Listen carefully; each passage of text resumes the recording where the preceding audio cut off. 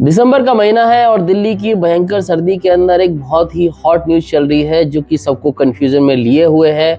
और वो न्यूज है यूज्ड कार में जीएसटी किस तरीके से अप्लाई होना चाहिए, क्योंकि गवर्नमेंट ने एक नई पॉलिसी लगाई है जीएसटी रूल को लेके कि अगर आप कोई भी अपनी कार बेचते हैं तो उसका जो भी मार्जिन अमाउंट होगा उसके ऊपर 18% जीएसटी आपको देना पड़ेगा सरकार को। उस चीज में बहुत सारा कंफ्यूजन है, तो उसी कंफ्यूजन को आज हम कुछ पॉइंट्स के अंदर उसको क्लियर करते हैं। तो आइए चलिए वीडियो को स्टार्ट करते हैं और जानते हैं कौन कौन से ऐसे उसके अंदर कंफ्यूजन जो कि दूर होने चाहिए। पहली चीज ये कि क्या ये इंडिविजुअल कस्टमर पर जो हम और आप हैं या जो कोई भी एक इंडियन सिटीजन है जो किसी भी कंपनी में नहीं है, उसका कोई बिजनेस नहीं है, अगर वो अपनी कार को सेल परचेज करना चाहता है, क्या उस पर जीएसटी लगेगा या नहीं लगेगा? इस सवाल का जवाब आपको मिलेगा वीडियो के लास्ट में जाके। तो वीडियो को लास्ट तक देखना कि किस तरीके से इस चीज को हम क्लियर करके चलते हैं और क्या हमारा उसमें बेनिफिट है और क्या हमारा उसके अंदर लॉस है। पहली चीज ये कि जीएसटी लगेगा कैसे। जीएसटी लगेगा इस तरीके से यूज्ड कार के ऊपर। जो आपने एक एक्स अमाउंट में, सपोज आपके पास 10 लाख रुपए की कार है और उस कार को आप बेचना चाहते हो, लेकिन 10 लाख की जो कार आपने ली थी तो उसकी जो वैल्यू है आज की तारीख में उसकी उतनी वैल्यू नहीं रहेगी होगी। अगर उतनी वैल्यू नहीं है तो उसको कैलकुलेट कैसे करेंगे? आपकी 10 लाख रुपए की कार की आज की डेट में वैल्यूएशन किसी भी आप स्पिनी से, Cars24 से या किसी भी और लोकल डीलर से अगर आप लगवाते हैं तो उसकी एक एक्स वैल्यूएशन लगेगी। सपोज उसकी वैल्यूएशन आती है 7 लाख रुपए, तो उसके अंदर जो आपका सेल अमाउंट है मतलब 7 लाख रुपीज और आपका अगर 10 लाख रुपए आपका परचेज वैल्यू है तो उसमें से 3 लाख रुपए में वो कम में आपकी जा रही है। तो कंफ्यूजन यहाँ पर क्या है कि जो भी उसका मार्जिन है, जो भी डिफरेंस है, 10 लाख में से अगर हम 7 लाख को माइनस करेंगे तो आएगा हमारा 3 लाख। 3 लाख पे गवर्नमेंट जो हमारा जीएसटी अगर लेती है तो हम उसको अगर मल्टीप्लाई करेंगे तो ऑलमोस्ट 54,000 रुपीज का जीएसटी उसके अंदर बनेगा। अगर 54,000 का जीएसटी अगर आपको देना पड़े तो वो आपको जो है बहुत महंगा पड़ने वाला। लेकिन टेंशन मत लीजिए, इस तरीके से इसकी कैलकुलेशन नहीं होने वाली है। इसकी कैलकुलेशन इस तरीके से होगी कि जो भी अगर आपकी गाड़ी है तो उस पे एक एक्स डेप्रिसिएशन लगता है।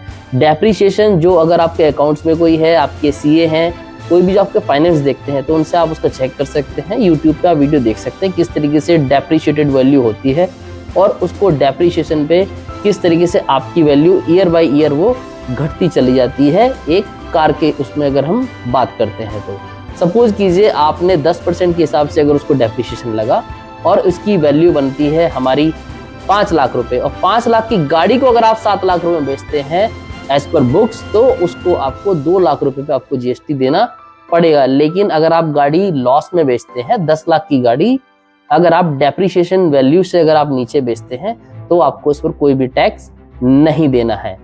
तो ये एक बहुत ही बड़ा पॉइंट है जो कि इसमें क्लियर होना था, क्योंकि कुछ लोगों को डाउट था कि पूरी जो भी हमारा डिफरेंस होगा परचेज अमाउंट और सेल अमाउंट का जो डिफरेंस अमाउंट होगा उस पर हमारे को जीएसटी देना है, तो ऐसा नहीं है।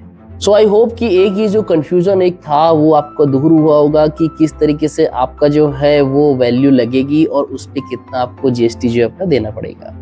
ये सारी चीज जब हमारी क्लियर हो जाती है फिर हमारा पॉइंट आता है कि एज अ इंडिविजुअल अगर मैं, आप या कोई और अगर अपनी कार को बेचना चाहता है तो उसको किस किस तरीके से समस्याओं का समाधान करना है और किस किस चीज को आपको ध्यान में लेकर चलना है। तो आइए चलिए स्टार्ट करते हैं इस पॉइंट को भी। इसमें सबसे पहले आपको ध्यान रखना है कि ये जीएसटी का क्लॉज आपके ऊपर एज ए इंडिविजुअल एप्लीकेबल नहीं होता है। कि अगर आप कोई भी अपनी इंडिविजुअल गाड़ी किसी भी अपने नोन पर्सन को या किसी भी इंडिविजुअल को अगर आप सेल करते हो और अगर आप किसी से बाय भी करते हो तो आपको जीएसटी से कोई लेना देना नहीं है यूज्ड कार के ऊपर। सो टेंशन फ्री होके आप जो है अपनी कार को अपना सेल कर सकते हैं, उसको इजीली अपनी नई गाड़ी को आप ला सकते हैं और जिससे कि आपको उस पर कोई भी लायबिलिटी आपकी नहीं बनती है। तो ये बहुत बड़ी चीज़ है जो कि एक कन्फ्यूज़न है लोगों में, जिसको दूर करने का आई थॉट कि ये पूरा एक वीडियो बनाया जाए। तो आपको कोई भी उसके ऊपर जीएसटी आपको नहीं देना है। यूज्ड कार अगर आप सेल परचेज कर रहे हैं आपको उससे कोई चीज़ नहीं है। लेकिन हाँ, अगर आप एक डीलर हैं, अगर आप कमर्शियल एक्टिविटी में हैं, अगर आप उस चीज़ को कर रहे हैं, या कोई भी अगर कंपनी, कोई भी ऑर्गेनाइजेशन जिसके पास उसकी खुद की गाड़ियां हैं, अगर वो उसको सेल परचेज कर रही है तो उसको जीएसटी का लेना देना उसमें करना पड़ेगा। अगर आप कोई डीलर हैं तब भी आपको करना पड़ेगा। तो ये उनके लिए है, इंडिविजुअल्स के लिए जीएसटी का कोई भी क्लॉज इस चीज़ को लेके नहीं है। सेकंड हैंड्स कार को लेके, यूज्ड कार्स को लेके। सो टेंशन फ्री होके अपना जो गाड़ी चलाइए, गाड़ी को बेचिए, यूज़ कीजिए।